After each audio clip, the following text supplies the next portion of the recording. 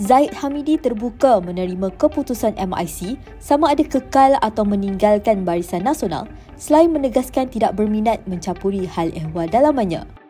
Pengerusi BN itu berkata, walaupun demikian, beliau sentiasa mengikuti secara dekat perkembangan komponen gabungan itu, terutama perkara dibahaskan pada Perhimpunan Agung Tahunan MIC.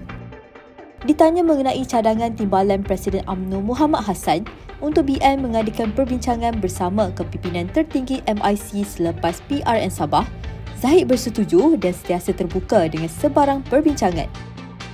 Ahad lalu perwakilan MIC meluluskan beberapa usul untuk pucuk pimpinan menentukan hala 7 parti termasuk cadangan keluar BN.